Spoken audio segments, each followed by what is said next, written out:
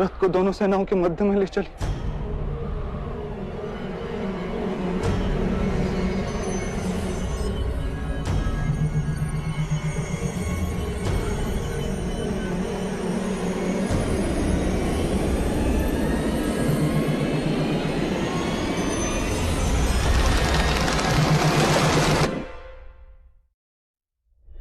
यदा यदा हि धर्मस्य ग्लानिर्भवति भारत अभ्युत्थानमधर्मस्य तदात्मानं सृजाम्यहम् परित्राणाय साधूनां विनाशाय च दुष्कृताम्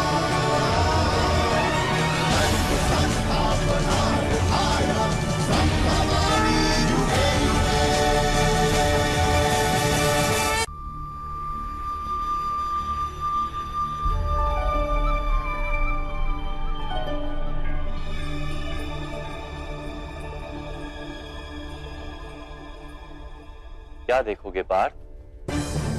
जिसे पंछी की आंख बींधते हुए वृक्ष की डाल तक नहीं दिखाई देती, वो आज इस समय समग्र रणभूमि को क्यों देखना चाहता है?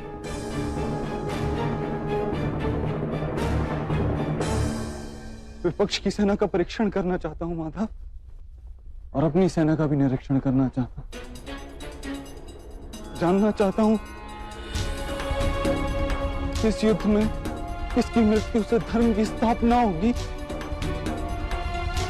और किसकी मृत्यु से धर्म का अनुभव होगा।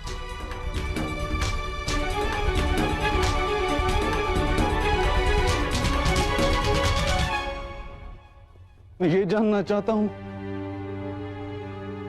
इस महायुद्ध में मैं क्या प्राप्त करूंगा और क्या खो रहूंगा। इस युद्ध में बलिदान देने चले हो तुम पार्थ, तो खोने पाने का क्या विचार कर रहे हो व्यर्थ? दान उसे कहते हैं जिसमें दानी खोता है और याचक प्राप्त करता है, किंतु बलिदान वो होता है जिसे दानी देता है और सारा संसार प्राप्त करता है। परंतु माधव, मैं यहां अकेले दान देने के लिए नहीं खड़ा हूं। लाखों सैनिक अपने प्राणों की आहुति देने के लिए खड़े। मैं निश्चित करना चाहता हूं इस महायुद्ध में मैं केवल अधर्म का नाश कर रहा हूं या साथ ही साथ धर्म का भी नाश कर रहा हूं। और ये सब तुम करोगे पार्थ?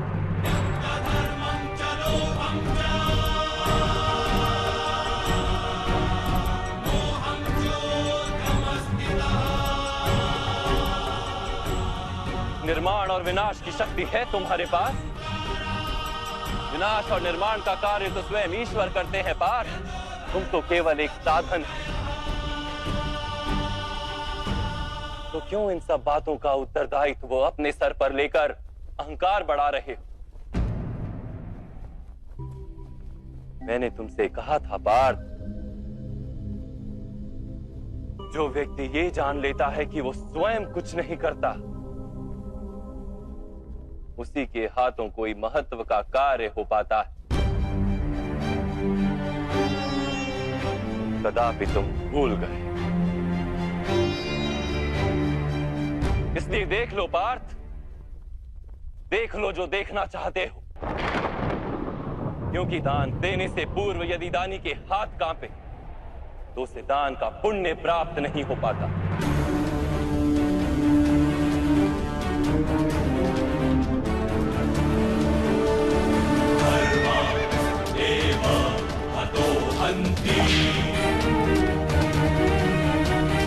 धर्मो रक्षति रक्षितः।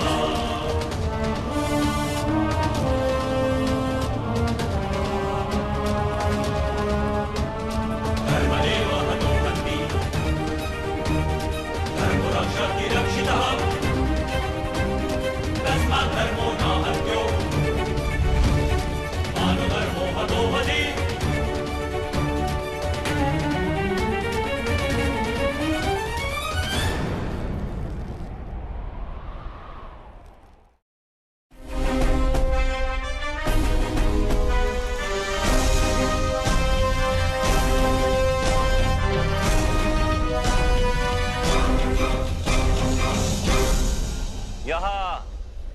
युवराज दुर्योधन खड़े हैं।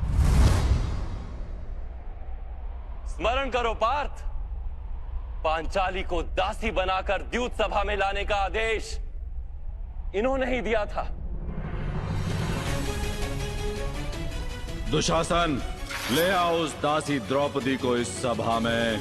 यदि वो घमंडी स्त्री मेरे आदेश को स्वीकार न करे तो उसे बालों से पकड़कर खींचकर यहां ले आना।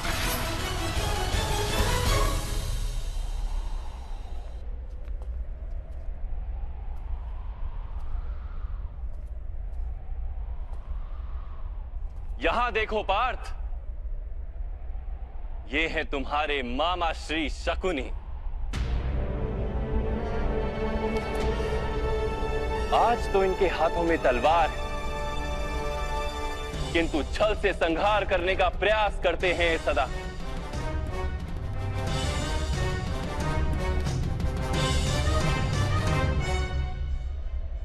स्मरण करो कैसे इन्होंने तुम 5 भाइयों और तुम्हारी माता को वारणावर्त में भस्म करने का प्रपंच रचा था। वारणावर्त के भवन में हमारे 5 जो शत्रु एकत्रित होंगे। उसी भवन में तुम्हारा युवराज सुयज्ञ होगा।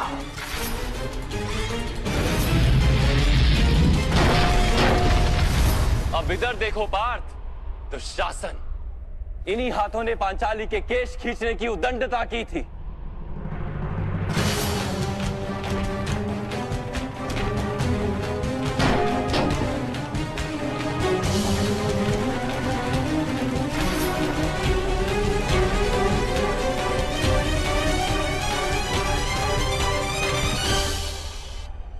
महामहिम और गुरु द्रोण को देखो,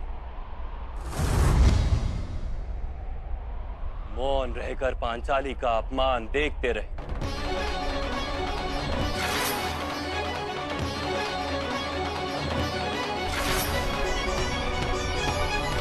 उधर अश्वत्थामा को देखो और स्मरण करो किस प्रकार के अपशब्दों का प्रयोग किया था उसने। 5 व्यक्तियों के साथ संबंध रखने वाली इस स्त्री को बहन कहते हुए मुझे लज्जा आती है।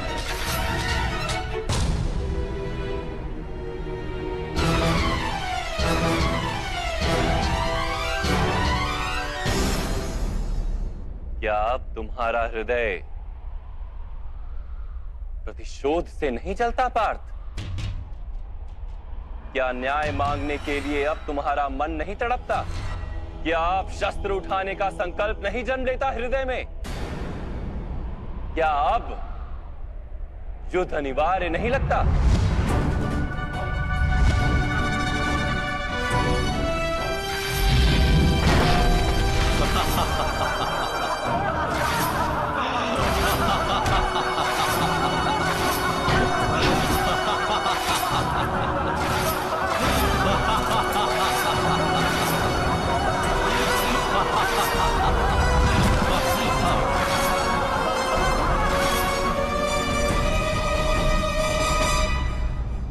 हाँ माधव, ये युद्ध अनिवार्य है।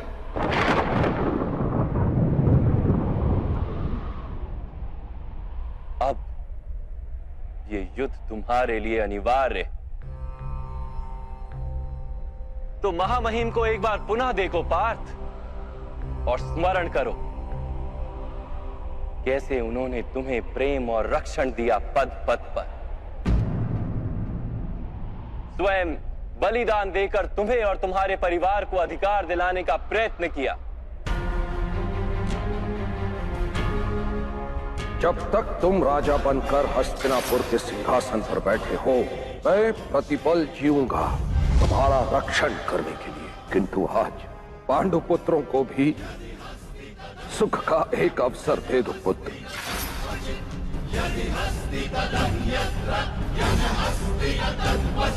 एक बार पुनः गुरु द्रोण को देखो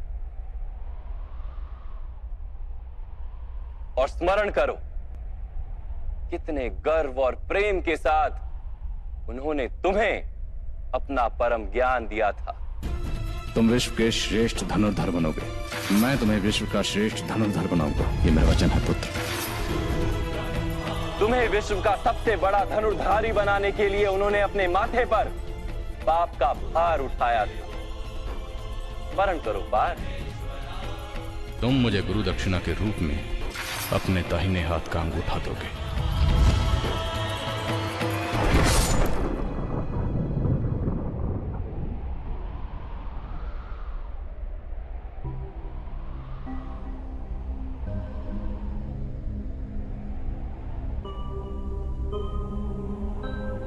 और उधर विकर्ण को भी देखो, एक वही था जिसने द्यूत सभा में विरोध करने का साहस किया था।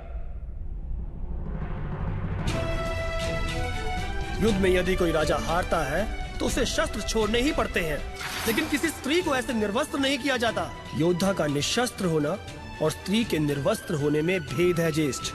और द्रुपद कुमारी कुरुवंश की कुलवधू है, ये सत्य है। क्या ये सब वध करने योग्य है पार्थ?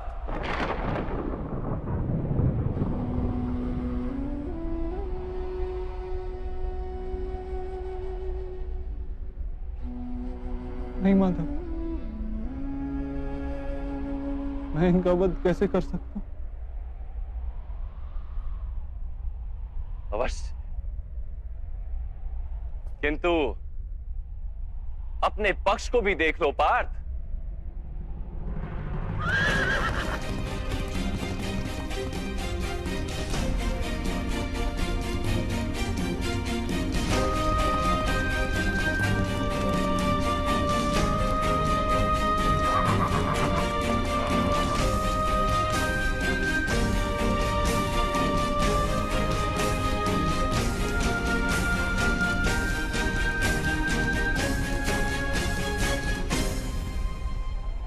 अब अपने पक्ष को भी देखो पार्थ।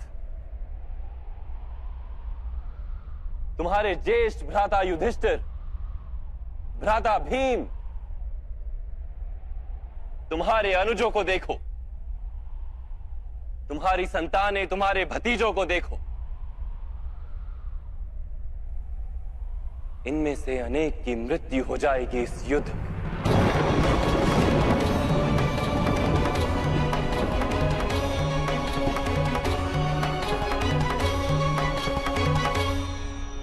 सबकी मृत्यु की संभावना से तुम्हारा हृदय दुर्बल नहीं होता पार्थ?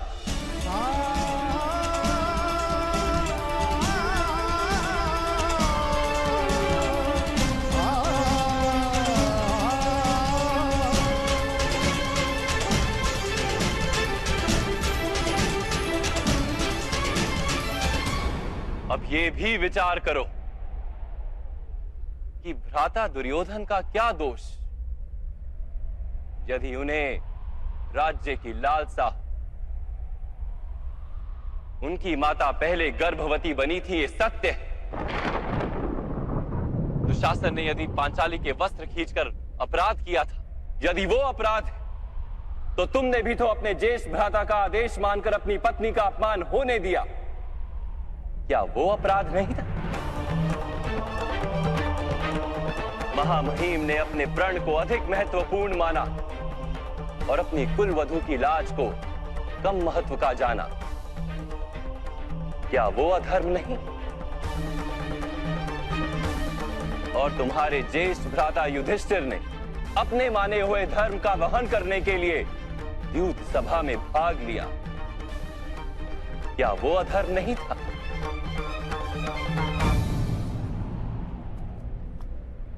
तो क्या भ्राता दुर्योधन को शत्रु मानना उचित है?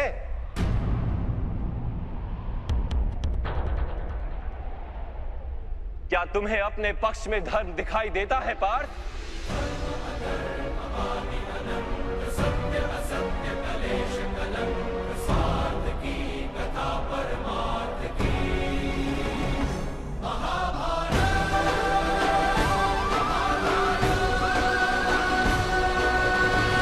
यथार्थ कह रहे हैं माधव, मुझे दोनों ही पक्ष में धर्म भी दिखाई दे रहा और अधर्म भी।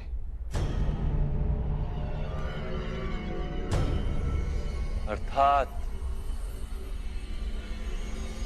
तुम ना युद्ध का तात्पर्य जान पाए और ना ही धर्म का स्वरूप जान पाए पार्थ।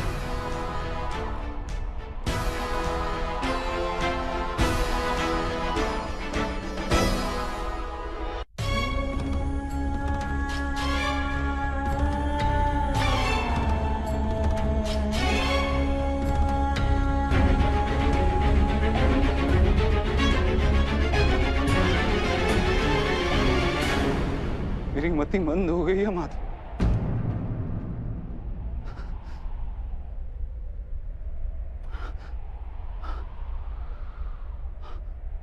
मेरे अंग अंग कांप रहे हैं।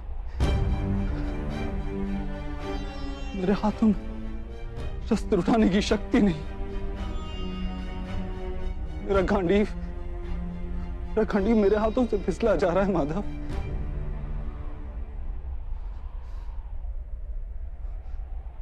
मुझे केवल भयानक विनाश दिखाई दे रहा है, केवल भयानक विनाश।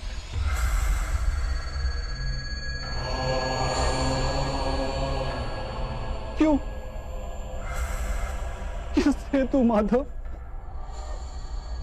किस हेतु?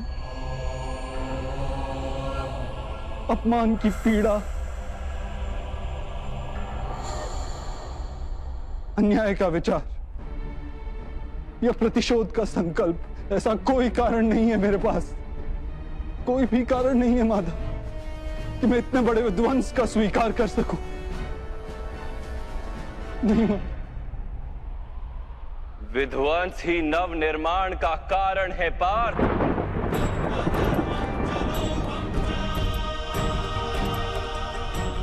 पौधे की एक डाली काटी जाए तो दो डालियां जन्म लेती। तुम आज के विध्वंस से क्यों भयभीत होते? कल पुनः नवनिर्माण होगा, क्या ये सत्य नहीं जानते?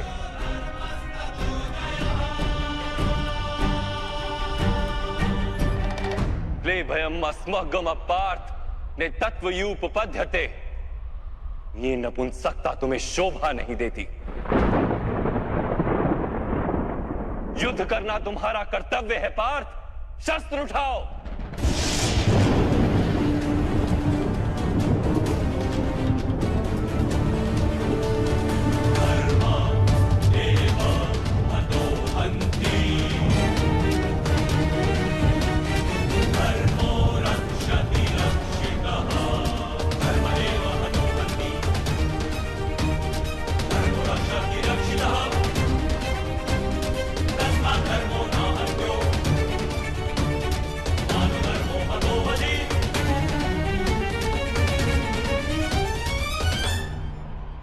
किस प्रकार शस्त्र उठाऊं माधव?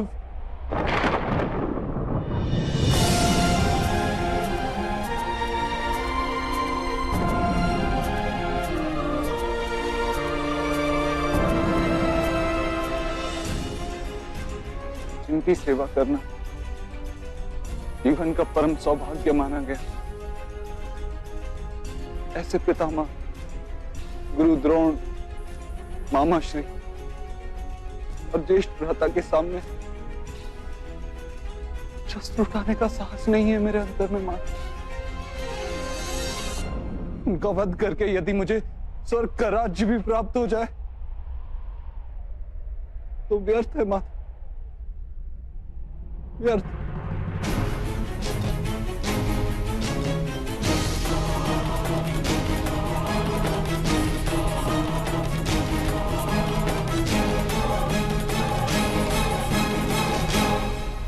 माता, मनुष्य जीता है अपने भविष्य को सोच के। मैं इन सैनिकों को भी देखता हूँ माता, इन लाखों सैनिकों को देखता हूँ तो मुझे ध्यान आता है कि युद्ध के उपरांत लाखों स्त्रियां विधवा हों, लाखों बच्चे अनाथ होंगे। कल जब समाज के नियम टूटेंगे तो परंपरा का शिक्षण देने वाला कोई नहीं होगा। वेदों का ज्ञान लुप्त हो जाएगा माता। गुरुकुल नष्ट हो जाएगा, आर्यवर्त की सुरक्षा नष्ट हो जाएगी, सब नष्ट हो जाएगा माधव, सब नष्ट हो जाएगा।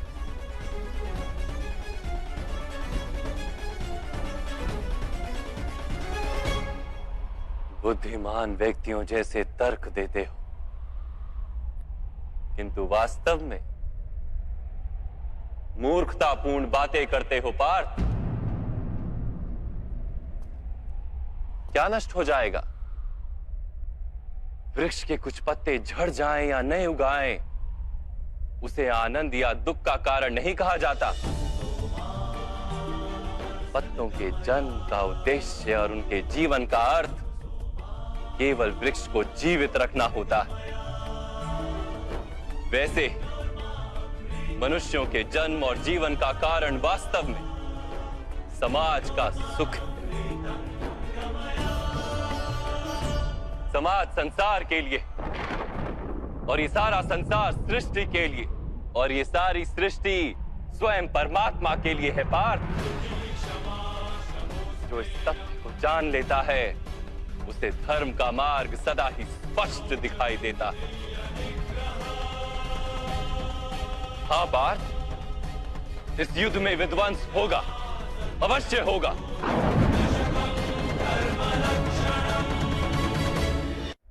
हाँ पार्थ, इस युद्ध में विध्वंस होगा, अवश्य होगा। किंतु ये भी जान लो कि नई परंपराओं का निर्माण भी होगा। पुरानी परंपराएं विष बन गई हैं। हजारों वर्ष पूर्व वेदों ने जिस धर्म की स्थापना की थी, वो अब केवल शब्द बनकर रह गई। जो वर्ण व्यवस्था मनुष्य की बुद्धि पर आधारित थी, वो आज मनुष्य के जन्म पर आधारित हो गई, शोषण का माध्यम बन गई है पार्थ।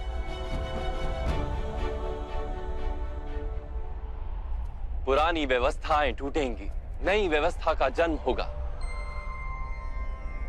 पुराना धर्म नया रूप लेकर प्रकट होगा। जिस प्रकार वर्षा ऋतु से पूर्व बादलों से छाया आकाश भी मैला दिखाई देता है और धूल से घिरी मिट्टी भी मैली दिखाई देती, वैसी ही स्थिति है आज। और वर्षा के पश्चात आकाश और पृथ्वी धुलकर स्वच्छ हो जाते हैं। वैसे इस युद्ध के पश्चात समाज और संसार धुलकर स्वच्छ हो जाएंगे पार्थ।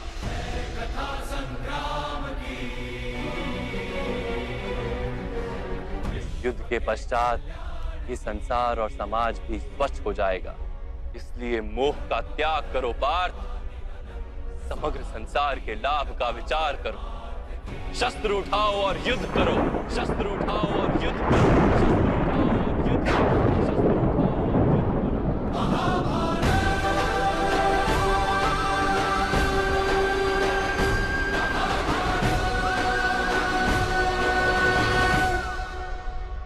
मैं आपकी बातें सुन पा रहा हूं माधव, परंतु उनका अर्थ मेरे हृदय तक पहुंच ही नहीं रहा। मेरा मन मुंह से गिरा हुआ है। इस प्रकार अपने धर्म का दर्शन कर, मेरा मन अपनों के विचार से भरा हुआ है। किस प्रकार सारे संसार का विचार कर।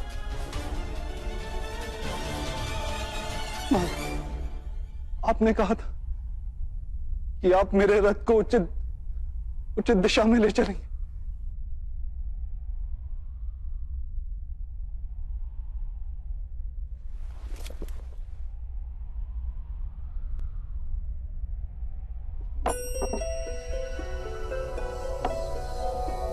नारायणं नमस्कृत्य नरं चैव नरोत्तमं देवीं सरस्वतीं व्यासं ततो मेरे आत्मा के सारथी बन मेरे जीवन रथ को उचित मार्ग पे ले आइए माता।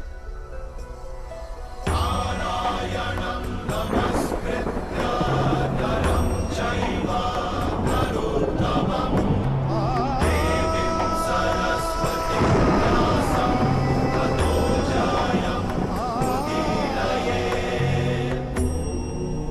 जानने से मैं अपनी निर्बलता का त्याग कर पाऊंगा।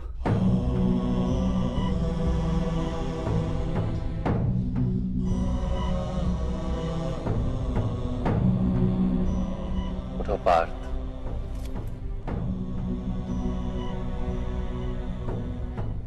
सुनो पार्थ, जीवन का रहस्य जान, संसार के वास्तविक रूप को समझो। गंगा के प्रवाह में मुट्ठी डालकर निकाली जाए तो कुछ प्राप्त नहीं होता, किंतु उस हथेली की अंजुलि बनाकर गंगा के प्रवाह में डाली जाए तो गंगा जल मुख तक पहुंच पाता है।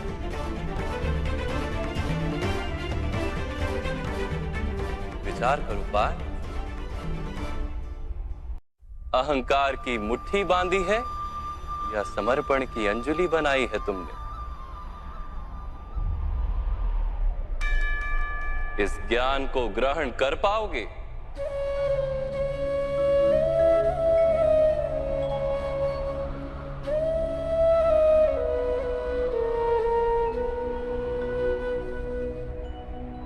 ये संसार क्या है पार्थ? मानव, दानव, पशु, पक्षी, जंतु, कीटक, मत्स्य, वृक्ष, ये सब कैसे बनते हैं? किन पदार्थों से इनका जन्म होता है? कैसे चलते हैं, कैसे जीते हैं? मृत्यु कैसे होती है इनकी? और मृत्यु के पश्चात क्या होता है?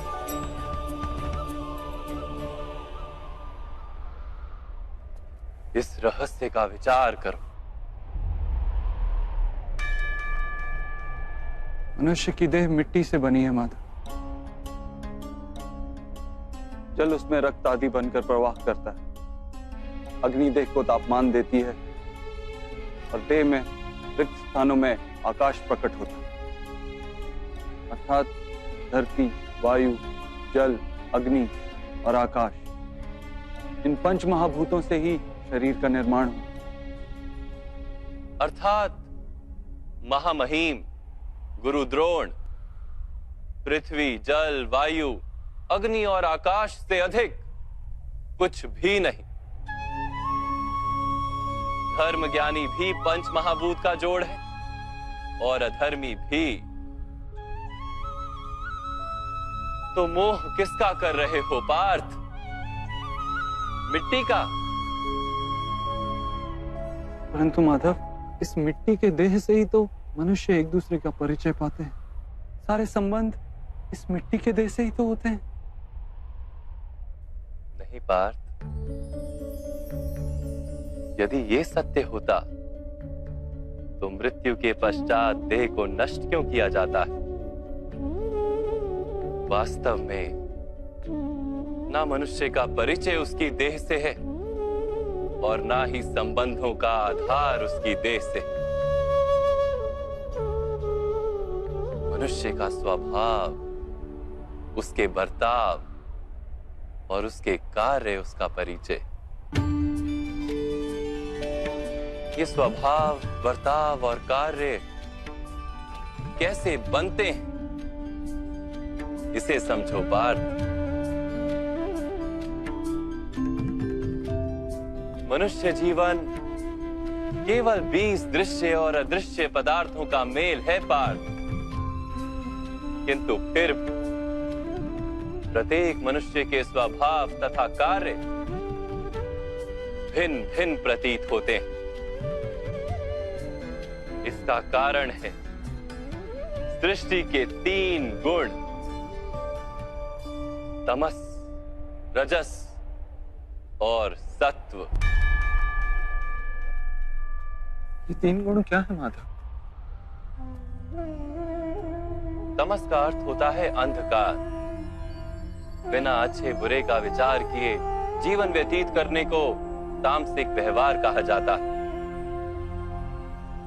जैसे पशु पक्षी जीते हैं केवल अपनी शारीरिक इच्छाओं को पूर्ण करने के लिए। सत्व का अर्थ होता है ज्ञान का प्रकाश, जब व्यक्ति प्रत्येक परिस्थिति में धर्म का, सत्य का और परंपराओं का विचार करके व्यवहार करता है, तब उसे सात्विक जीवन कहा जाता है। इन दोनों के मध्य में ऐसा व्यक्ति होता है जिसके पास ज्ञान तो है, पर शरीर और मन की इच्छाओं के साथ बंधा हुआ भी है। ऐसा मनुष्य रजस अर्थात अहंकार पूर्ण मनस्थिति के साथ जीता है। तमस, रजस तथा सत्व गुणों के अधिक या कम मात्रा के मेल से ही मनुष्य का स्वभाव बनता है।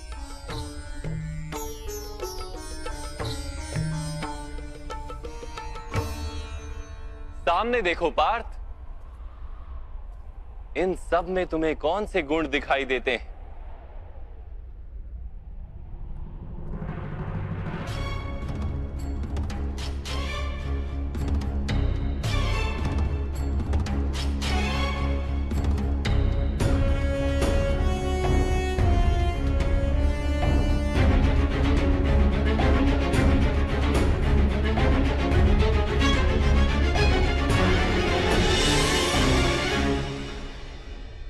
युवराज दुर्योधन धर्म जानते हैं, परंतु वहन नहीं करते। उनके जीवन का केंद्र अहंकार है, अर्थात उनमें तमस कम है,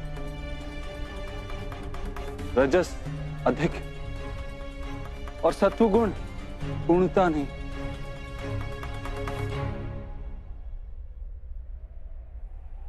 और इस ओर राजकुमार दुशासन,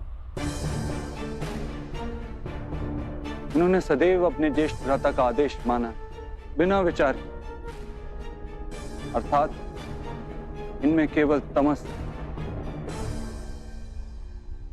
महामहिम को भी देखो पार्थ,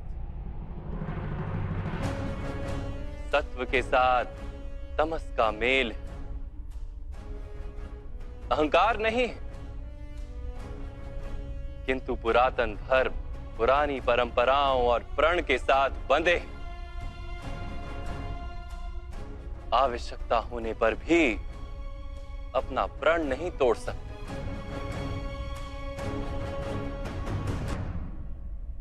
गुरु द्रोण को देखो, ज्ञान और अहंकार दोनों ही हैं। ज्ञान तो मनुष्य को मुक्ति दिलाता है, किंतु इनका अहंकार इन्हें मुक्त नहीं होने देता।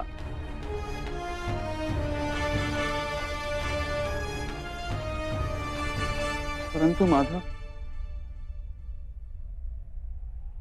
यदि मनुष्य का स्वभाव इन तीन गुणों का मेल है, तो फिर मनुष्य का व्यवहार पहले से ही निश्चित है। सिंह हिरन को खाएगा ही, और हिरन सिंह से भयभीत ही होगा। तो फिर धर्म की प्रशंसा क्यों? अपराध का दंड क्यों? उसका क्या तात्पर्य है?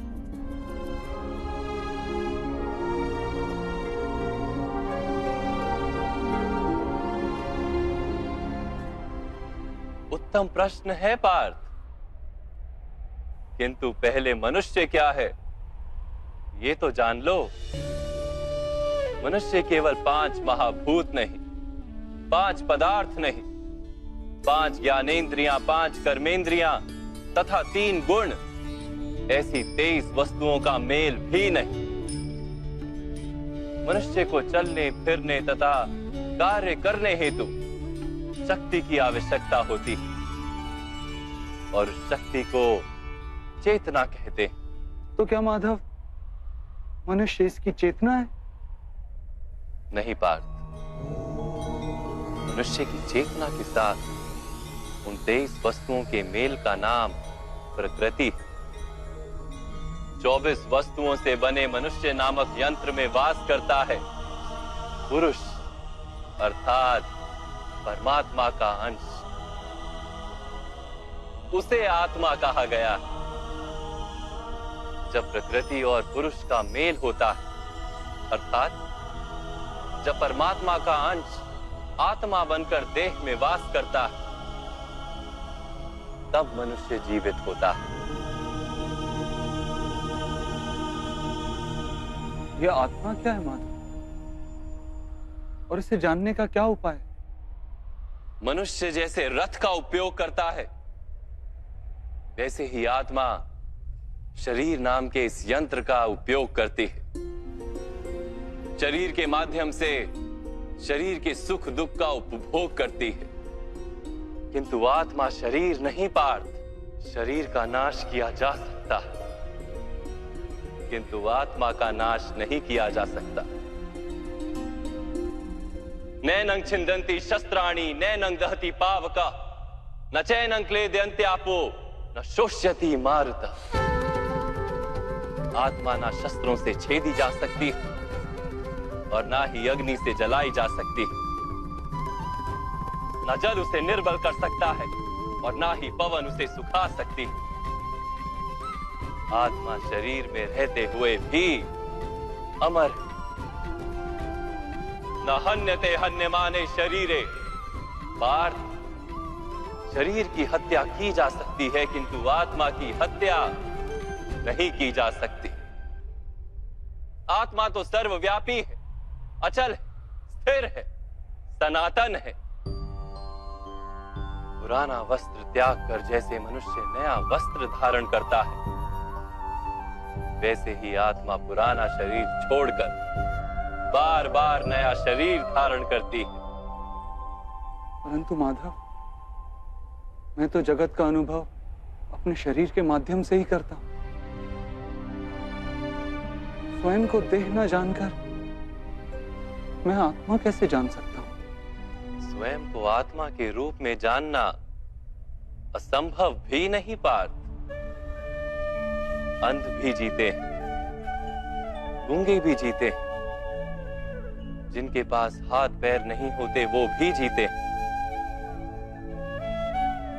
स्पष्ट कि शरीर मनुष्य नहीं, जिसकी चेतना चली जाती है, जिसे मूर्छा आ जाती है, वो भी जीवित रहता है। इसलिए स्पष्ट है कि मनुष्य का चेतन तत्व वो भी शरीर नहीं। इसी प्रकार जो व्यक्ति अपने भीतर खोज करता है, मैं इंद्रियां नहीं, शरीर नहीं, भावनाएं नहीं, विचार नहीं, ज्ञान भी मैं नहीं, जो ये समझता जाता है, वो अंत में स्वयं को आत्मा के रूप में जान ही लेता है।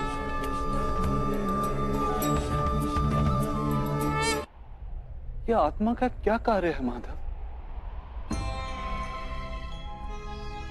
जब पर ब्रह्म के भाग हुए, पुरुष तथा प्रकृति बने, तब पुरुष अर्थात परमात्मा के अंश ने आत्मा बनकर प्रकृति की प्रत्येक वस्तु में वास किया। उस आत्मा को मोह तथा अंधकार ने घेर लिया पार। उस मोह निद्रा से जागृत होकर स्वयं को परमात्मा का अंश जानना ही आत्मा का कर्तव्य, उद्देश्य और जीवन कार्य। परंतु माधव, यदि हर आत्मा परमात्मा का अंश है, तो क्या उन्नति और अवगति स्वयं परमात्मा कर रहे? जिस प्रकार कीचड़ में पड़ा रत्न चमकता नहीं, वैसे ही प्रकृति के 24 पदार्थों से घिरी आत्मा को विस्मरण हो जाता है कि वो परमात्मा का अंश है। अधिकतर आत्माएं अपनी देह को ही सब कुछ मानती हैं, स्वयं देह से भिन्न है, ये जान ही नहीं पाती। शरीर को जो सुख दुख स्वाद गंध आदि का अनुभव होता है, उसे अपना अनुभव मान लेती है और बदलाव का प्रयास ही नहीं करती।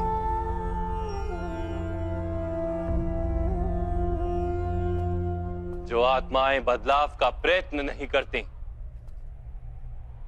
निरंतर अधर्म करती रहती हैं, उन्हें जागृत करने के लिए दंड देना अनिवार्य है।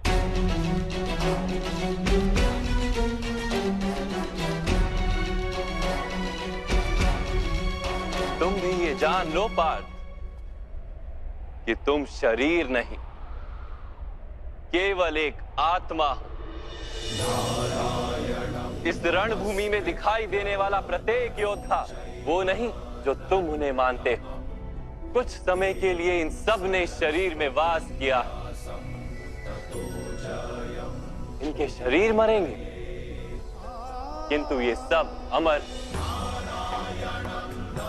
वो पुनः नया शरीर धारण करेंगे। जब तक स्वयं को शुद्धात्मा के रूप में जान नहीं लेंगे, जब तक अधर्म का त्याग करके धर्म में दृढ़ नहीं होंगे, तब तक ये जन्म लेते और मरते रहेंगे। यही ब्रह्म विद्या का प्रथम पाठ है पार्थ। जो जन्मा है वो अवश्य मरेगा, और जो मरता है वो अवश्य फिर से जन्म लेगा। इस महाज्ञान को सांख्य योग कहते हैं।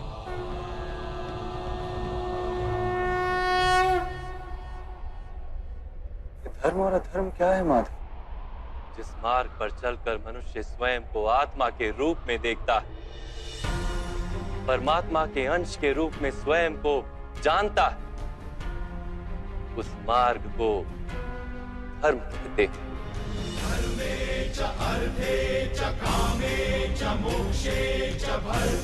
जब मनुष्य स्वयं को परमात्मा के अंश के रूप में जान लेता है,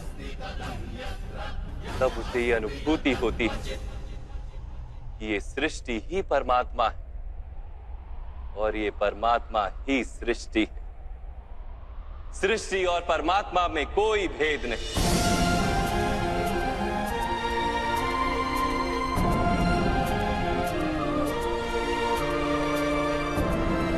जो मनुष्य ये जान लेता है वो दूसरे मनुष्यों और प्राणियों की ओर निर्दयी और कठोर नहीं होता। वो ये जानता है कि जीव कटने से पीड़ा केवल जीव को नहीं होती, उसकी अनुभूति समग्र शरीर को होती है। वैसे एक मनुष्य को पीड़ा होती है तो समग्र संसार उस पीड़ा का अनुभव करता है। जब तक संसार में एक मनुष्य भी पीड़ित है, तब तक वास्तव में किसी का भी सुख संपूर्ण नहीं। ये जानने पर मनुष्य का मन करुणा से भर जाए, उसे धर्म कहते हैं।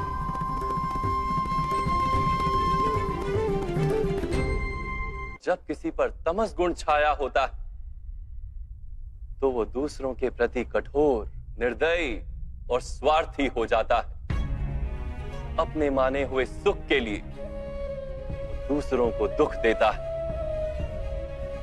परमात्मा की ओर गति नहीं हो पाती उसकी, अर्थात अधर्म परमात्मा से दूर ले जाने वाले मार्ग का नाम। अर्थात अधर्म तो अज्ञान का दूसरा नाम। तो फिर अज्ञानी के प्रति तो दया होनी आवश्यक है ना। दंड का क्या तात्पर्य है?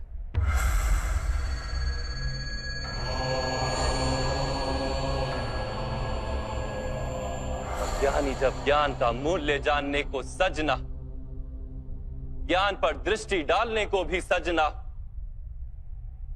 तब दंड ही दया है।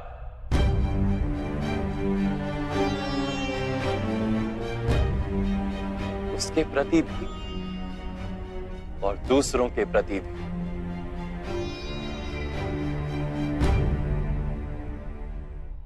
सृष्टि की गति सदा ही परमात्मा की ओर हो, यह अनिवार्य है। किंतु कभी कभी ऐसी स्थिति उत्पन्न हो जाती कि अज्ञान, मोह और अधर्म बढ़ जाता है। संसार से धर्म लुप्त हो जाने का भय उत्पन्न हो जाता है। संसार से जब धर्म लुप्त हो जाता है, करुणा भी नष्ट हो जाती है और सत्य भी नष्ट हो जाता है। आने वाली पीढ़ियों को धर्म प्राप्त हो सके, इसके लिए आज अधर्मियों का नाश करके धर्म की पुनः स्थापना करना अनिवार्य है। कथा संग्राम की, विश्व के कल्याण की। आज भी ऐसी ही स्थिति है पार्थ, और धर्म स्थापना का कर्तव्य तुम्हारा है। इसलिए निर्बलता का त्याग करो और इस युद्ध के लिए सज हो जाओ, और इस युद्ध के लिए सज हो जाओ, युद्ध के लिए सज हो जाओ।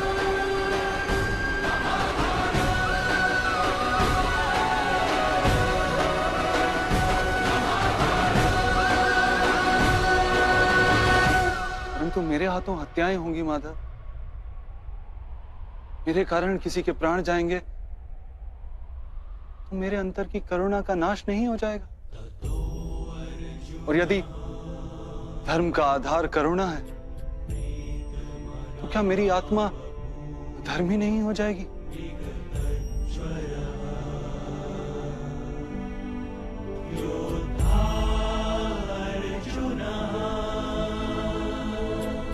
कर्म का बंधन अवश्य निर्मित होता है, किंतु कार्य का बंधन निर्मित नहीं होता पार्थ। तुम्हें कर्म और कार्य के बीच क्या भेद है, ये जानना आवश्यक है। सभी कर्म कार्य हैं, किंतु सभी कार्य कर्म नहीं। कर्म उस कार्य को कहते हैं जिसके साथ फल की आशा जुड़ी। मनुष्य जब भी सुख की, संपत्ति, प्रशंसा की आशा रखकर कोई कार्य करता है तो वो उस कार्य के फल से बंध जाता है। जब किसी कर्म को फल की आशा से किया जाए तो उसे सकाम कर्म योग कहते हैं, और जब किसी कर्म को बिना किसी फल की आशा से किया जाए तो उसे निष्काम कर्म योग कहते हैं। इसी कारण से उसे बार बार जन्म लेना पड़ता है। वास्तव में मनुष्य को कोई कर्म नहीं बांधता, उस कर्म से जुड़ी आशाएं उसे बांधती हैं। वो कैसे माधव? यदि इस युद्ध में तुम्हें विजय होने की आशा है तो पराजित होने पर तुम्हें भीषण दुख होगा, और वो दुख तुमसे कोई अन्य कार्य करवाएगा जिसके लिए तुम्हें दूसरा जन्म लेना पड़ेगा। और यदि तुम विजयी हुए तो तुम्हारा अहंकार बढ़ेगा, और वो अहंकार तुम्हें विश्व विजय के लिए प्रेरित करेगा, तुमसे हत्याएं करवाएगा, और उसका पाप तुम्हें बांधेगा। विचार करो, यदि तुम्हें इस युद्ध में ना विजय का मोह और ना पराजय का भय, तो इस युद्ध के अंत में तुम्हें सुख प्राप्त होगा या दुख प्राप्त होगा? ना सुख माधव, ना ही दुख। अर्थात तुम्हारा सुख, दुख, हताशा, निराशा, अहंकार युद्ध के कारण नहीं है। युद्ध के साथ तुमने जो आशाएं बांधी हुई हैं, उसके कारण है। क्या ये सत्य नहीं है पार्थ?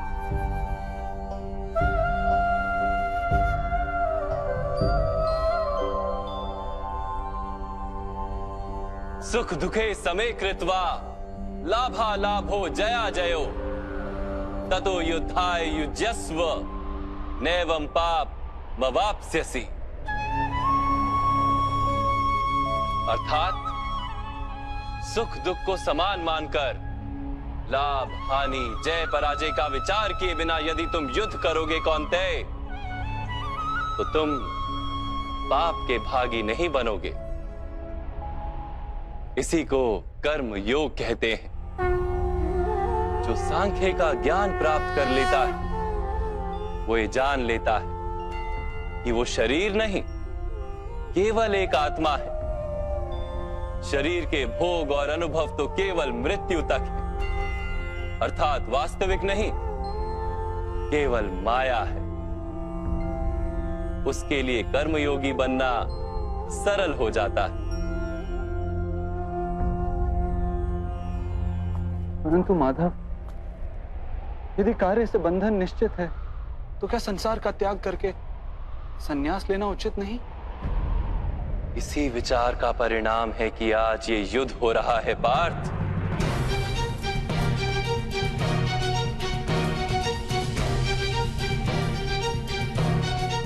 विचार करो, जब सत्व गुण से भरे धर्म को जानने वाले लोग कर्मों का त्याग करते हैं, तब अधर्म से भरे लोग ही संसार को चलाते हैं।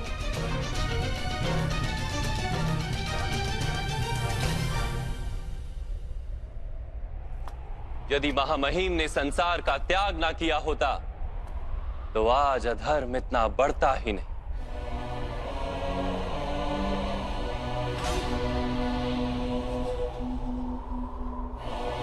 और तुम्हारे पिता ने यदि संन्यास ना लिया होता तो आज भ्राता युधिष्ठिर सुख से राज कर रहे होते।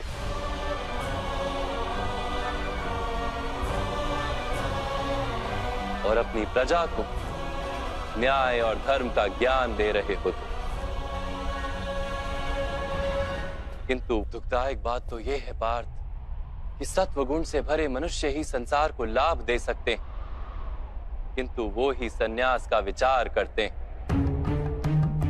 जैसे जल तो भाप बनकर उड़ जाता है और कीचड़ कीचड़ वहीं पड़ा रहता है, वैसे सत्वगुणी सज्जन लोग तो संसार का त्याग कर देते और तमस से भरे अधर्मी लोग संसार में कार्य करते हैं। इसी कारण से संसार में पाप और अधर्म बढ़ता है।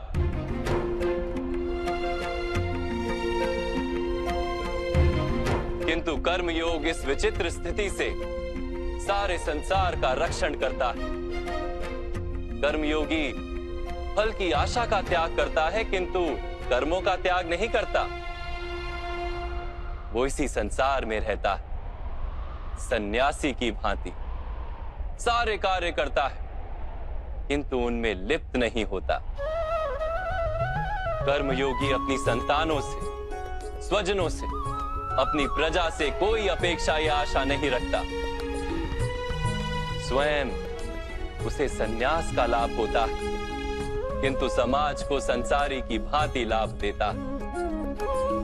मनुष्य अपनी संतानों के सुख के लिए श्रम करता है माधव। अपनी संतान से सुख की अपेक्षा कैसे न रखे? मनुष्य अपनी संतानों के लिए जो भी करता है वो व्यापार है या प्रेम पार्थ? प्रेम माधव। तो फिर अपने कार्यों के प्रति फल की इच्छा क्यों पार्थ? भविष्य का लाभ तो व्यापार में देखा जाता है, प्रेम में नहीं।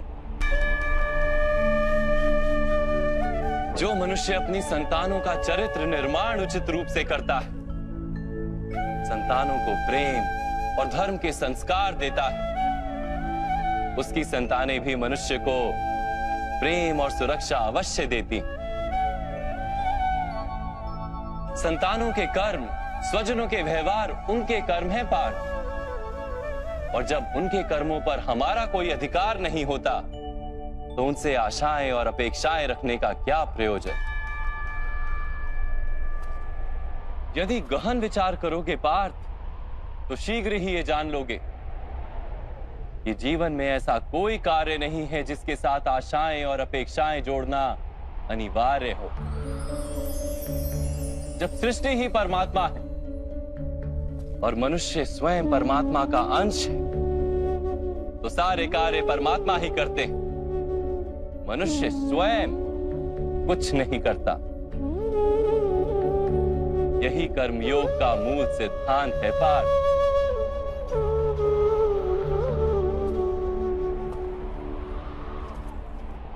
तुम्हें भी कर्मयोगी बनकर ये युद्ध करना आवश्यक है पार्थ। त्रिगुणिया विश्या वेदा निस्त्रिगुण्यो भवार्जुना, निर्द्वंद्वो नित्यस्तत्वस्थो निर्योग क्षेम आत्मवान। तीन गुणों का त्याग करके निर्गुण बन जाओ पार्थ, इस द्वंद्व से मुक्त हो जाओ। सदा सत्व अर्थात परमात्मा में बुद्धि लगाकर कर्तव्य का वहन करते रहो। कुछ प्राप्त करने की इच्छा और कुछ प्राप्त किए हुए का रक्षण करने का विचार त्याग दो पार्थ, और अपनी आत्मा को स्वतंत्र कर लो।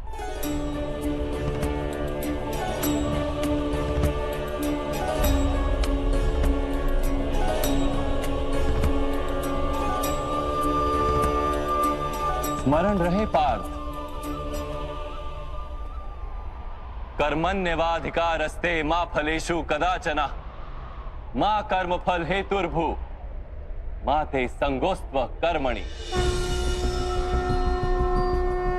तुम्हारा अधिकार तो केवल कर्म करने का है, फल तो ईश्वर के हाथ में, इसलिए ना कर्म से भागना उचित है और ना ही कर्म के फल की आशा रखना उचित है।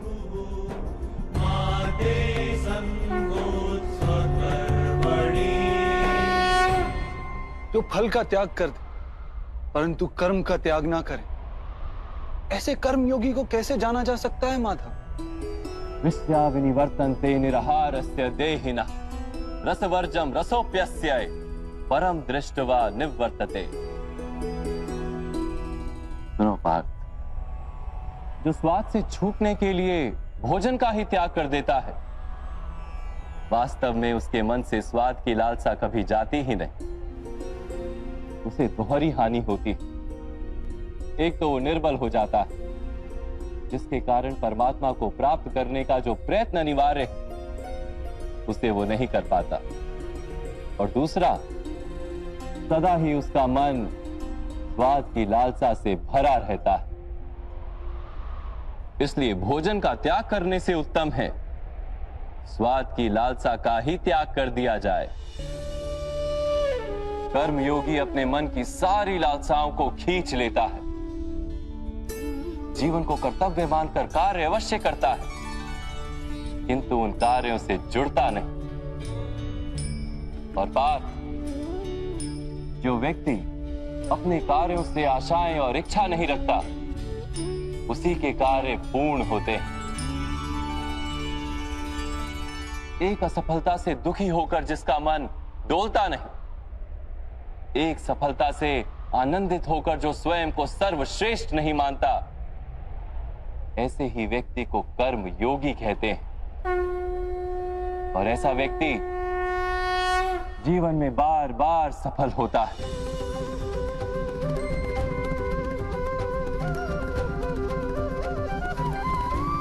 ध्यायतो विषयान् पुंसः संगस्तेषु पजायते संगात संजायते कामा कामात् क्रोधो भिजायते क्रोधात् भवति सम्मोहः सम्मोहात् स्मृति विभ्रमः स्मृति भ्रंशात् बुद्धिनाशो बुद्धिनाशात् प्रणश्यति। फल की आशा से कामना प्रकट होती है, और कामना का तो स्वभाव है असंतुष्ट रहना। असंतोष से क्रोध उत्पन्न होता है, और क्रोध से मोह जन्मता है। मोह के कारण व्यक्ति आचार और व्यवहार का ज्ञान ही भूल जाता है। ज्ञान के जाने से बुद्धि चली जाती है, अनुचित प्रकार के कार्य होने लगते हैं, और समाज ऐसे व्यक्ति का शत्रु बन जाता है, और अंत में ऐसे मनुष्य का पूर्णतः पतन हो जाता है।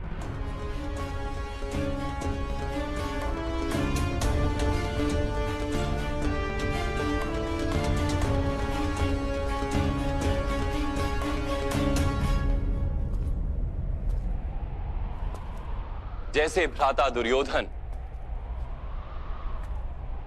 उनके सेनापति महामहिम उनके ही शत्रु हैं, और तुम्हें विजय का आशीर्वाद दिया है।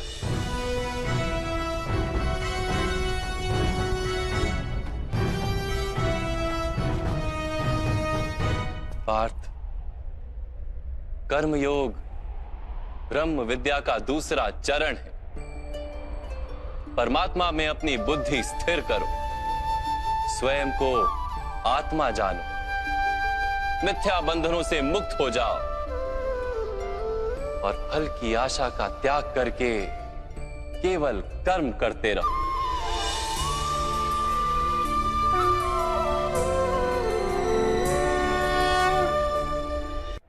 अपनी बुद्धि को परमात्मा में स्थिर करके कर्म योगी बनने का क्या मार्ग है माधव? पार्थ, सांख्य योग के कारण मनुष्य परमात्मा का निरंतर स्मरण करता रहता है। परमात्मा का स्मरण करने से मनुष्य के हृदय में समर्पण का भाव उत्पन्न होता है और उस भाव को भक्ति कहते हैं। भक्ति से मनुष्य को सत्य असत्य का ज्ञान प्राप्त होता है। उस ज्ञान से उसे परमात्मा के दर्शन होते हैं और जिसे परमात्मा के दर्शन हो जाते हैं वही वास्तव में कर्म योगी बन जाता है और जन्मों के फेरों से छूटकर मोक्ष को प्राप्त कर लेता है। सभी आत्माओं का अंतिम लक्ष्य वही है और धर्म का अंतिम चरण भी वही है। किंतु मैं परमात्मा के दर्शन के बिना समर्पण किस प्रकार कर सकता हूं माधव? परमात्मा के दर्शन करने हेतु अपनी आंखों पर बंधे लालसा, अहंकार, क्रोध और पूर्वाग्रह की पट्टियों को उतारना होता है। अंधेरे कक्ष में बैठा मनुष्य यदि कहे कि उसे सूर्य के दर्शन करने तो उससे क्या कहोगे? यही कहोगे ना कि कक्ष से बाहर आ जाए और आकाश के नीचे खड़ा हो जाए। सूर्य तो सदैव उपस्थित है। वैसे ही पार्थ, ये सृष्टि ही परमात्मा है, परमात्मा ही सब कुछ है। परमात्मा के सिवा कुछ भी नहीं। जो अपनी आत्मा के दर्शन कर लेता है वो परमात्मा के दर्शन कर लेता है। जैसे नमक के एक कण का स्वाद समग्र सागर के स्वाद से भिन्न नहीं होता, वैसे अपनी आत्मा के दर्शन परमात्मा के दर्शन से भिन्न नहीं होते।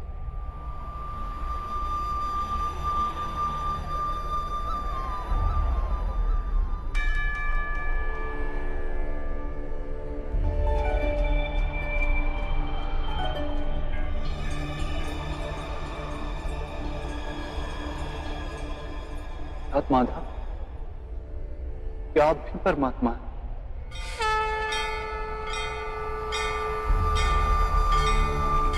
हाँ पार्थ, मैं परमात्मा हूं। यदा यदा हि जैसे तुम भी परमात्मा हो, केवल तुम अभी जागृत नहीं हुए हो और मैंने ये जान लिया है। उत्थानम् अधर्मस्य तदात्मानं सृजाम्यहम्। माधव, आपके प्रति समर्पण ईश्वर के प्रति समर्पण क्यों नहीं है? अवश्य,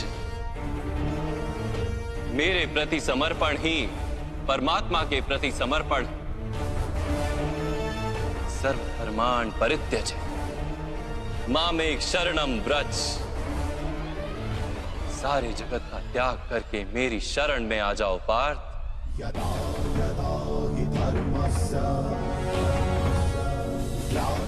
मैं ही संसार हूं, मैं संसार का प्रत्येक कण हूं।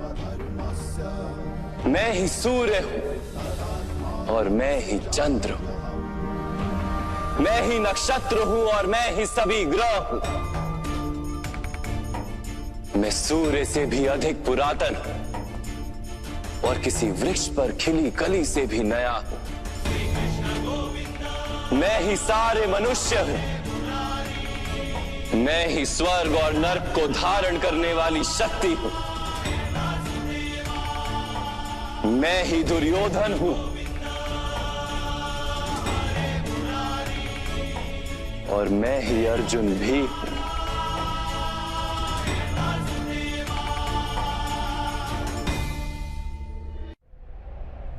वो कैसे संभव है माधव? आपका जन्म तो बहुतों ने अपने जीवन काल में देखा है। आपकी माता अभी भी जीवित हैं, जिनके गर्भ से आपने जन्म लिया। आप पुरातन और अविनाशी कैसे हो सकते हैं? तुम शरीर देख रहे और मैं आत्मा की बात कर रहा। मेरे अनेक जन्म हुए हैं पार्थ। मैंने अनेकों अवतार धारण किए हैं। कई शरीर बने हैं मेरे और इसी मिट्टी में मिले।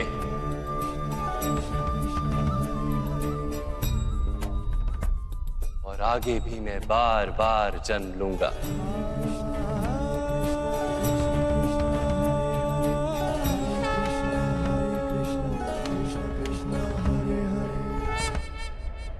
यदा यदा हि धर्मस्य ग्लानिर्भवति भारत अभ्युत्थानम् अधर्मस्य तदात्मानं सृजाम्यहम्।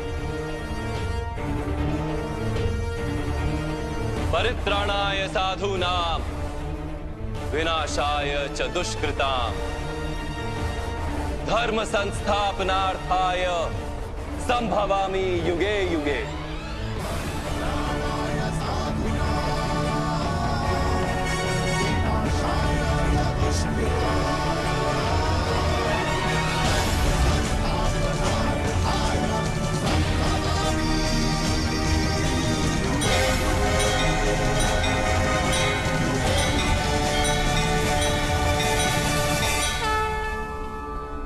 जब जब धर्म को हानि होती है, जब जब अधर्म में वृद्धि होती है, तब तब सत्पुरुषों के उद्धार के लिए, अधर्मियों के विनाश के लिए और धर्म की पुनः स्थापना के लिए मैं ही जन्म लेता हूं। ये प्रत्येक युग में होता आया है और आगे भी ऐसा ही होगा। मैं ही अविनाशी परमात्मा हूं। मैं ही मत्स्य भी था और मैं ही वामन अवतार भी। मैं ही परशुराम हूं और मैं ही रामचंद्र भी था। मैं ही ब्रह्मा विष्णु और महेश हूं और मैं ही सरस्वती काली और लक्ष्मी भी।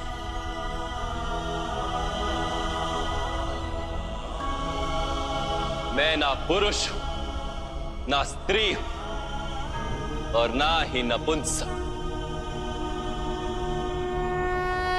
मैं ना शरीर हूं, ना शरीर के अंग हूं। मैं ज्ञान, सृष्टि हूं, चैतन्य हूं और पर ब्रह्म। मैं कुछ भी नहीं हूं और मैं सब कुछ। ऐसा प्रत्येक युग में हुआ है और आगे भी ऐसा ही होता रहेगा।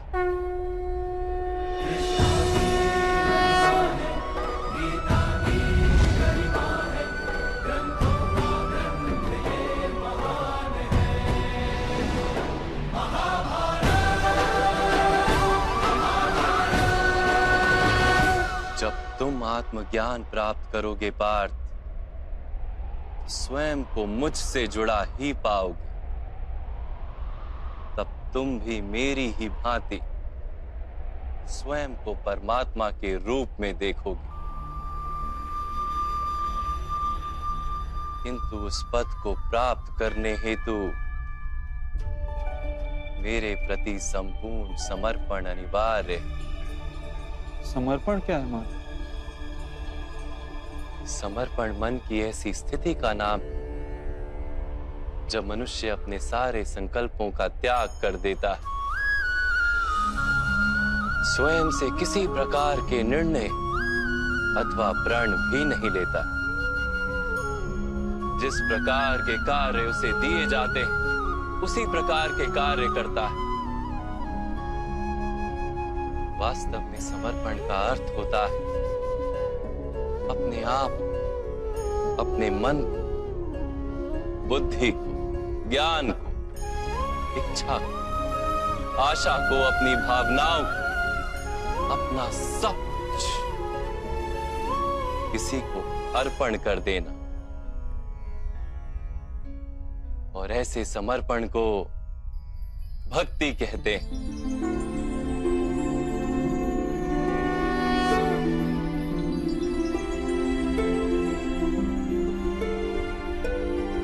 पत्नी का समर्पण पति की ओर, एक योद्धा का समर्पण सेनापति की ओर होता है। एक शिष्य के हृदय में गुरु भक्ति होती है। क्या ये सारी भक्तियां एक समान? क्या सबको ईश्वर की प्राप्ति होती है? नहीं पार्थ, मनुष्य जिसके प्रति समर्पित होता है उसी के रूप में ढलने लगता है। उसके मन में कोई संदेह, कोई प्रश्न जन्म नहीं लेता। किसी दुष्ट के प्रति समर्पण उस मनुष्य के कार्यों को दूषित कर देता है। अंगराज कर्ण ने धर्म को जानते हुए भी द्यूत सभा में पांचाली को अपशब्द कहे थे। जब 5-5 पुरुषों के साथ संबंध रखती है, वैश्या होती है ऐसी स्त्रियां, वैश्या होती है ऐसी स्त्रियां। उसका कारण था अंगराज का भ्राता दुर्योधन के प्रति समर्पण। इस युद्ध में उन्हें जो दंड मिलेगा वो किसी जन्म या जाति के लिए नहीं, अथवा एक दुष्ट के प्रति समर्पण के लिए उन्हें दंड मिलेगा। इसलिए हे धनंजय, समर्पण उत्तम के प्रति होना आवश्यक है। उसी से मनुष्य उत्तम बनता है। लोहे की माला से अपराधी बांधा जाता है, पीतल की माला से मंदिर के दीपक को बांधा जाता है, और सोने की माला को आभूषण बनाकर गले में धारण किया जाता है। पति भक्ति, स्वामी भक्ति, मित्र भक्ति, ऐसी अनेक भक्तियां होती हैं पार्थ, किंतु सबसे श्रेष्ठ भक्ति तो परमात्मा की भक्ति होती है।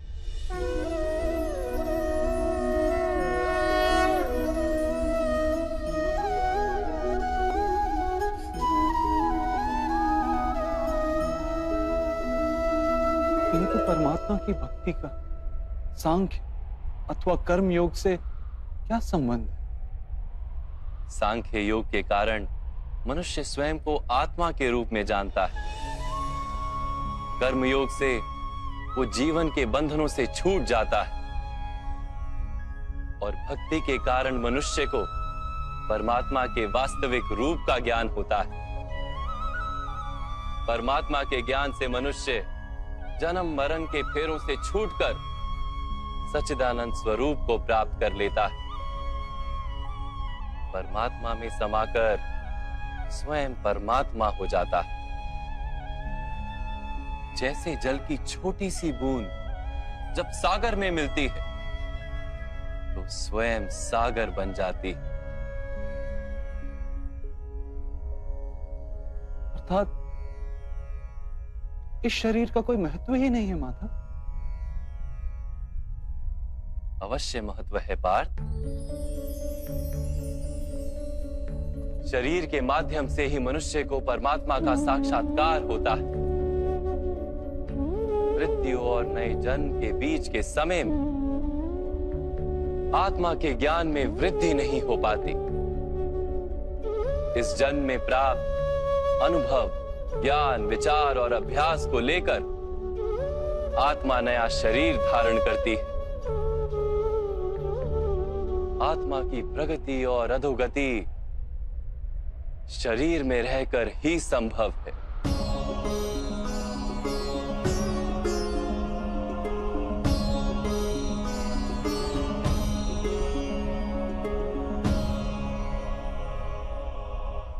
परंतु माधव, यहां उपस्थित व्यक्तियों का वध करके क्या हम उनके उद्धार की संभावना को नष्ट नहीं कर देंगे?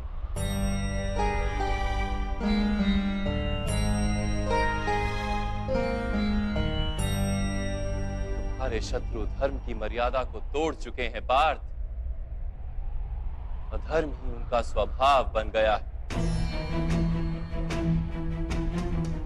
उनका उद्धार अब असंभव है।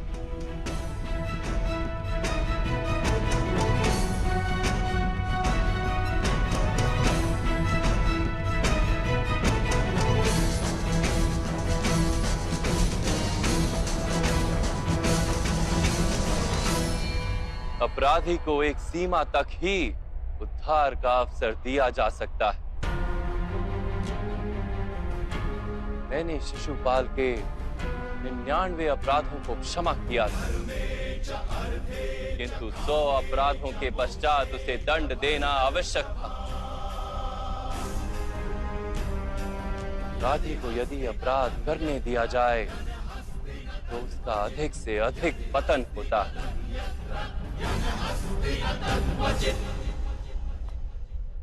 उसे अधर्म से रोकने में ही करुणा है धनंजय। ये आत्माएं मरेंगी नहीं।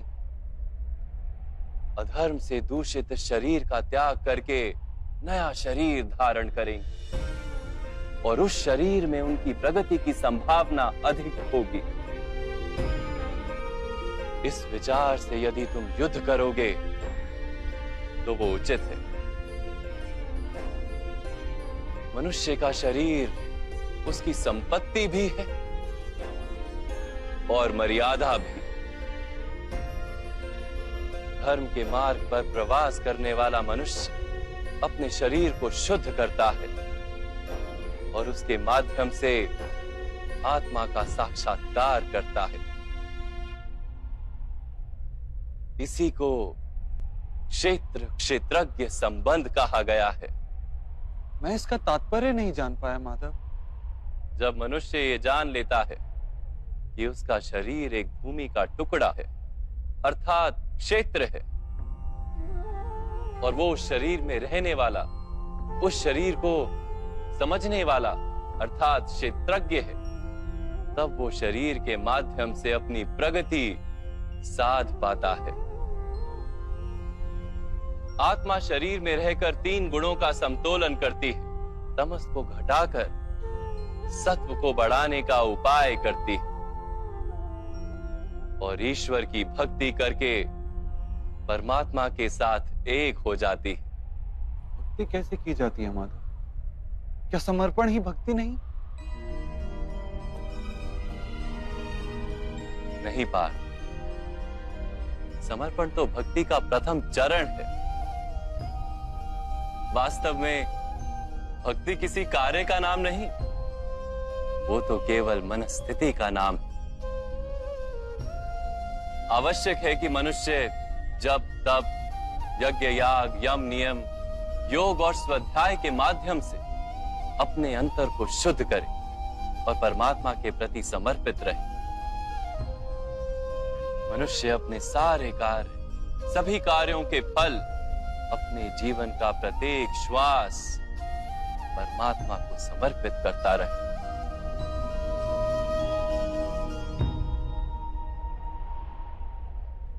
यदि भक्ति केवल मन की स्थिति तो जब तब आदि का क्या महत्व है माधव?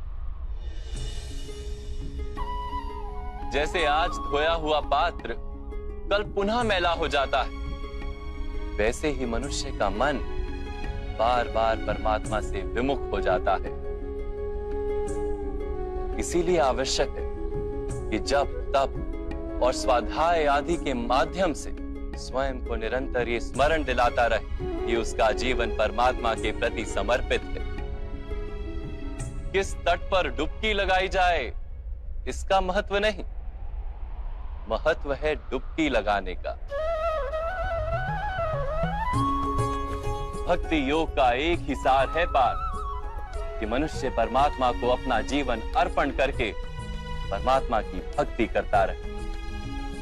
और सत्व गुण से युक्त संपत्ति को संभाल कर रखे। सत्व गुणी संपत्ति किसे कहा जाता है मां?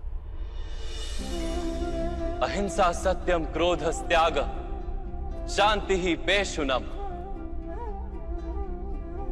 दया भूतेष्व लोलुप्त्वम मार्दवम वीर चापलम तेज क्षमा धृति शोचम द्रोहो नातिमानिता भवन्ति संपदम देवी अभिजातस्य भारत। बिना कारण तथा स्वार्थ के हेतु हिंसा करना अधर्म है पार्थ।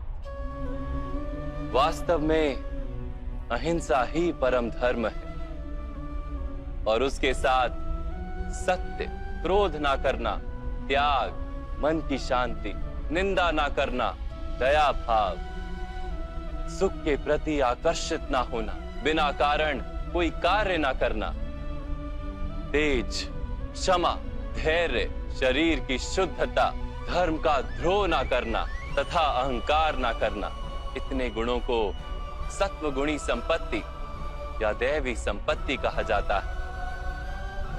इसी से मनुष्य परमात्मा की अर्थात मेरी भक्ति कर पाता है, जीवन के कर्तव्यों का वहन करता है, धर्म की स्थापना करता है और कर्म के फल की आशा का त्याग करके जीता है। उसे मैं निस्संदेह इस जन्म में संतोष देता और मृत्यु के पश्चात अपने ही अंतर में स्थान देता हूं।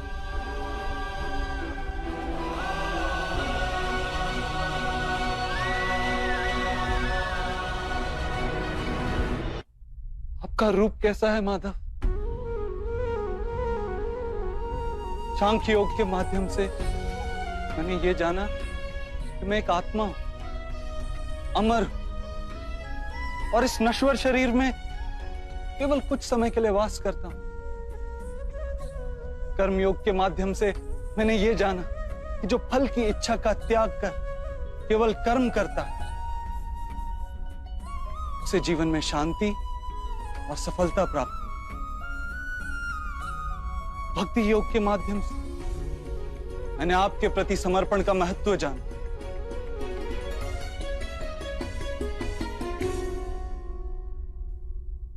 परंतु माधव, आपने कहा था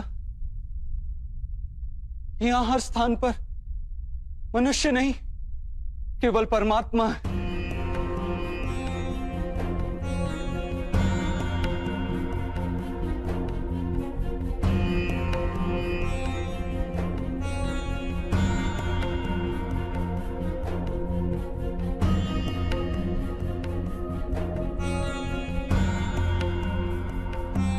किंतु अब भी मुझे यहां केवल मनुष्य दिखाई दे रहे, केवल मनुष्य माधव।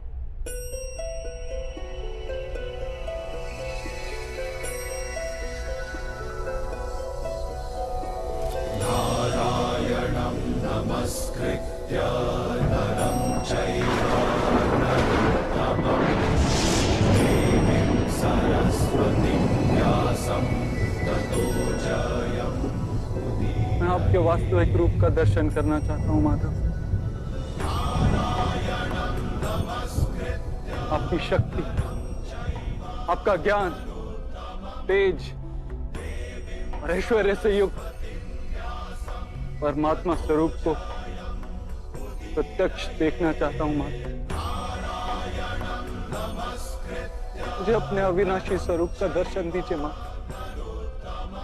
मेरे सारे संदेहों को नष्ट कर दीजिए।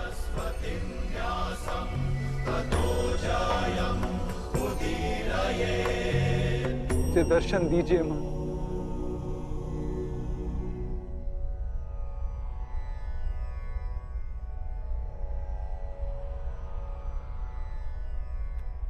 देखो पा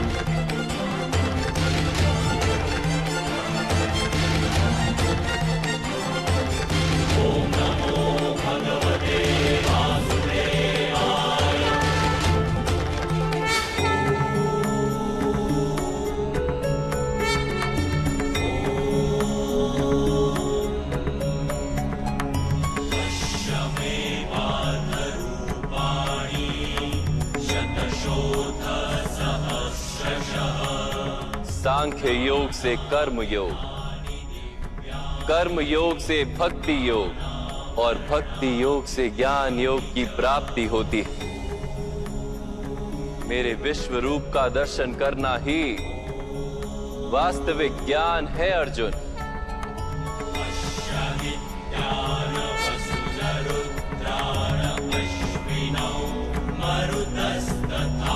यही एक ज्ञान जो विश्व में सारे ज्ञानों तथा विज्ञानों का आधार है।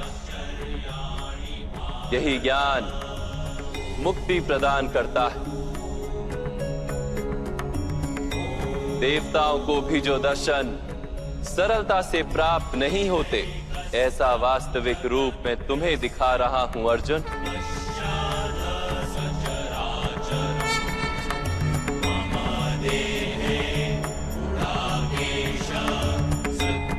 मैं ही इस पृथ्वी के कण कण में वास करता हूं और ये पृथ्वी, सूर्य, चंद्र, नक्षत्र और तारा मंडल मेरे भीतर वास करते हैं।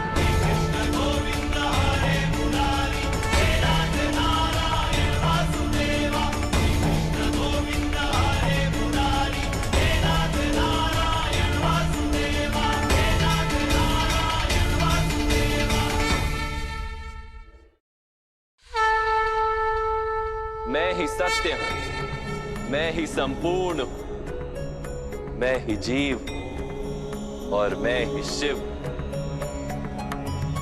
अक्षरों में आकार, वेदों में सामदेव, देवों में इंद्र, प्राणियों में चेतना, यक्षों में कुबेर, रुद्रों में शंकर, वसुओं में अग्नि, पर्वतों में सुमेरु और ऋषियों में भृगु, वनियों में ओमकार, यज्ञों में जाप और वृक्षों में पवित्र पीपल, बुद्धि में स्मृति, मेधा, धृति और क्षमा मैं ही हूं। कीर्ति मैं ही, गंधर्वों में चित्ररथ, देवर्षियों में नारद और मुनियों में कपिल, अश्वों में उच्च श्रवा, हाथियों में ऐरावत और पशुओं में सिंह, पक्षियों में गरुड़, मनुष्य में राजा और शस्त्रों में वज्र, गायों में कामधेनु, सर्पों में वासुकी, शेषनाग, यमराज, वरुण देव और वायु भी मैं ही। भगवान राम, पवित्र गंगा, सृष्टि में आदि मध्य तथा अंत भी मैं ही। ब्रह्म विद्या, महाकाल और ब्रह्मा, प्रभाव, विजय, सत्व, निश्चय, दंड, शक्ति, नीति, मौन तथा तत्व ज्ञान भी मैं हूं।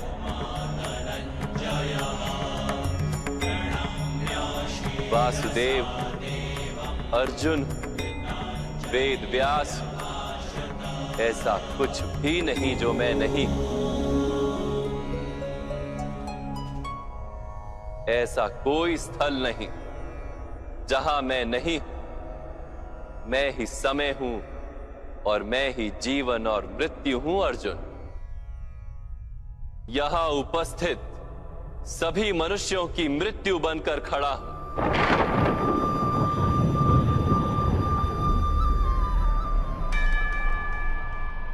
तुम यदि शस्त्र नहीं उठाओगे तब भी मैं इन सब का वध कर दूंगा। इसलिए मोह का त्याग करो और अपने कर्तव्य को देखो।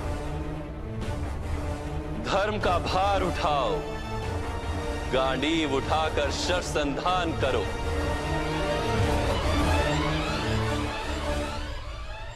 युद्ध करो अर्जुन, युद्ध करो।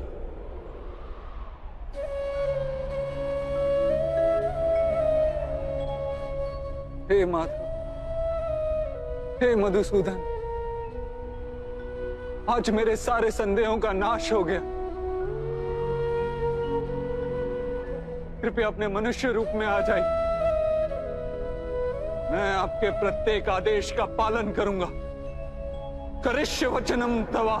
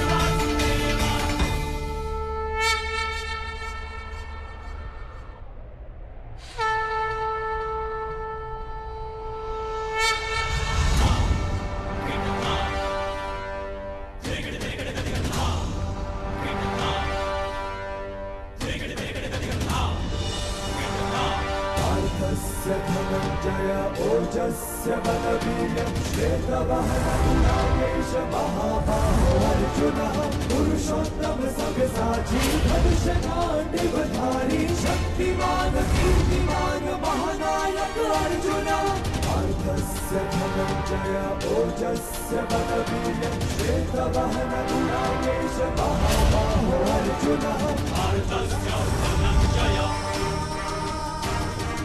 श्वेतवाहनगुणाकेशं पार्थस्य धनञ्जय ओजस्य बलवीर्यं श्वेतवाहनगुणाकेश महाबाहो अर्जुन महायोद्धा अर्जुन महानायक अर्जुन।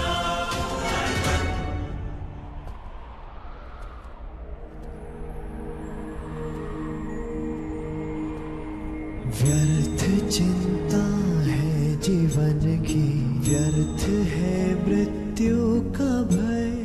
आत्म को ना मार पाते शस्त्र अग्नि ना समय।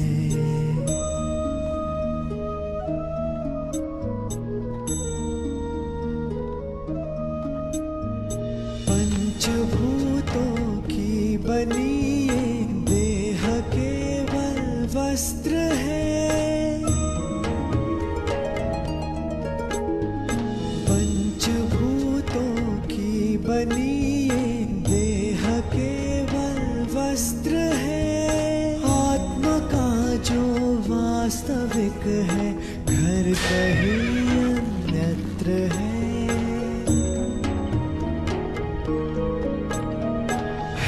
परिवर्तन ही सत्य, झूठ सबका साथ है। कुछ न खोना कुछ न पाना, रिक्त रहते हाथ है।